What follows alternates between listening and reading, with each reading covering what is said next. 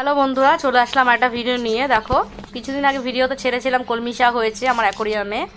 তো আজকে চলে এসেছি, কলমি শাকগুলোকে কেটে ফেলবো। না কাটলে আবার নতুন করে কলমি শাক হবে না। তো এটাকে কেটে ফেলবো, আবার দেখবে নতুন করে আবার এটাতেই আবার নতুন করে কলমি শাক হবে। দেখো, তোমাদের সাথে চাই ভিডিও নিয়ে আসলাম।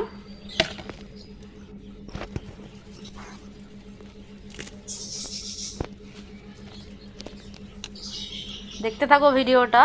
আর কিভাবে আমি কলমি শাক গাছ লাগাই সেটাও আজকে দেখাবো। এই যে পুরো কেটে ফেললাম। এবার দেখো, ভালো মতো কেটে ফেলেছি, আর বেশি পাতা কাটবো না। ছোটো একটা গামলা আমার হয়ে গেছে। আর পাশে আমি দেখো কলমি শাকের ডাল নিয়ে এসেছি। এই যে ডালগুলো, যেই ডালগুলোর মধ্যে দেখবে ছোট ছোট রুট টাইপের বেরিয়েছে, ওই ডালগুলোকে সিলেক্ট করবে। আর মাটিটা যেন নরম একদম কাদা মাটি হয়, বাস লাগিয়ে দিলে দেখবে তোমার 1 উইকের মধ্যে তোমার আবার কলমি শাকে ভরে গেছে। কিন্তু এরকম দেখো সাদা সাদা দেখাচ্ছি, ভালো করে দেখো, ওই শিকড়গুলো থাকা চাই। আমি পাখির জন্য নিয়ে আসি, নিয়ে এসে বেছে রাখি, বেছে রেখে ওগুলোকে নরম মাটির মধ্যে সবগুলোকে পুঁতে দিই।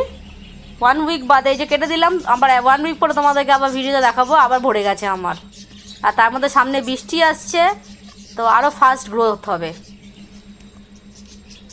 তোমরা এভাবে করতে পারো, এর জন্য কোনো সিডের দরকার পড়ে না।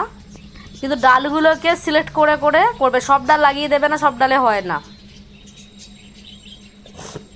আর আমার যেহেতু পাখি খায়, আমার এই জন্য এই আইডিয়াটা এসছে। আমিও জানতাম না, একজনের থেকে জানতে পেরেছি, তাই তোমাদের সামনে শেয়ার করলাম। তোমরা এভাবে করতে পারো। জলে অত ভালো গ্রোথ হয় না, যতটা ভালো গ্রোথ হয় মাটিতে। চেষ্টা করবে কাদা মাটিতে, যেটুকু যার যেরকম ছোটো জায়গা থাকে, আর পাত্রটা যেন ফুটো না থাকে, জলটা যেন স্টে করে ওর মধ্যে, তবে দেখবে ভালো রেজাল্ট পাবে। চলো বাই, দেখা হচ্ছে আবার নেক্সট ভিডিওতে।